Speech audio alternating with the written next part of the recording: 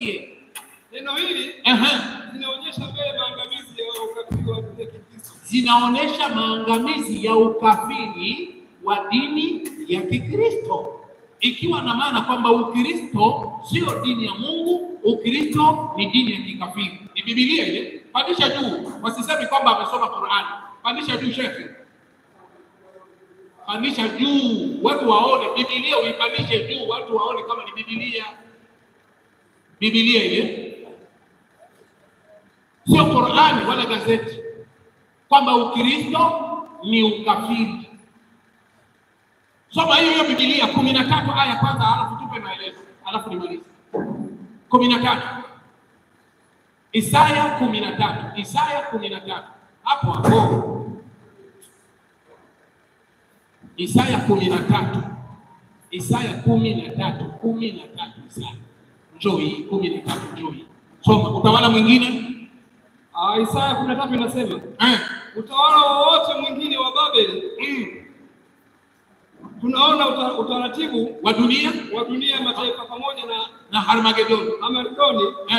Lakini dini ya Wakristo, unaona, rudia tena, lakini dini ya Wakristo iliyo mbali na Mungu. Dini ya Wakristo iko mbali na nani? Iliyo mbali na Mungu. Ukisikia Ukristo maana ni dini ambayo iko mbali na Mungu. Maliza. Iliyo haribiwa. Hiyo andiko. Endelea.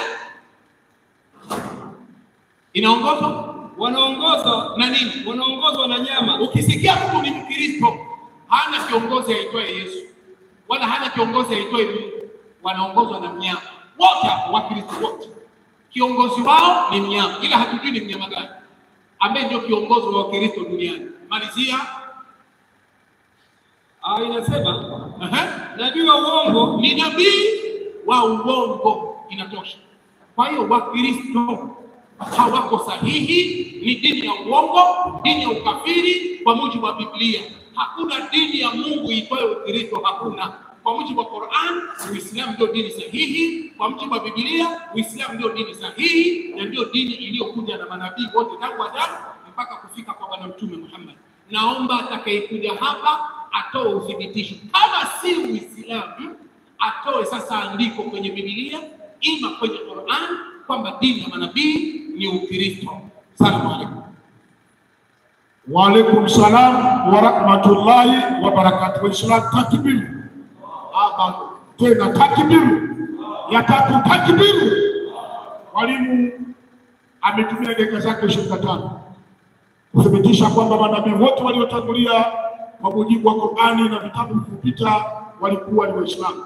Kwa hivyo bila kupoteza muda, nataka nipeleke upande wa pili kwa mwenyekiti mwenza ili tuweze kupata mwalimu wa kupokea mada hii. Lakini kabla, nataka niwatambulishe wageni wawili wamefika hapa. Wa kwanza ndugu yangu hapa, yeye nitampa maiki kujitambulishe mwenyewe haraka salamu, alafu tunakaa. Assalamu alaykum wa rahmatullahi wa barakatuh. Kwa jina naitwa Al-Ustadh Ahmad Mkutu, ni mhadhiri wa Kiislamu Tanzania. Na kuna mhadhiri mwingine tumempokea hapa bila kuchelewesha, nipe maiki ya salimu atoe jina lake na yeye. Assalamu alaykum wa rahmatullahi wa barakatuh. Ya Ustadh Mkutu. Nampa mwenyekiti mwenza ili tuweze kupata mwalimu upande wa pili. Karibu. Haleluya. Ndugu yetu tayari amekwisha kumaliza kupeleka mara yake na ametumia dakika 26 na sekunde 20. Na kwa sababu sisi hatuna haraka, hatuna shida yoyote, tumesema ngoja amalizie, alafu nitamnyanyua mwalimu wangu. Na pale mwanzo sikujitambulisha kwa jina. Mimi ni mchungaji Calvin Stefano Nicodemus, nasimamia kanisa la Mtakatifu Holiness Church Tanzania. Na wakati huu sasa tuko tayari sasa moja kwa moja kuinua mwalimu wetu ambaye atafundisha somo hili, ambaye ni mchungaji Ali Chikawe. Karibu sana na upeleke ujumbe wa Bwana. Karibu sana.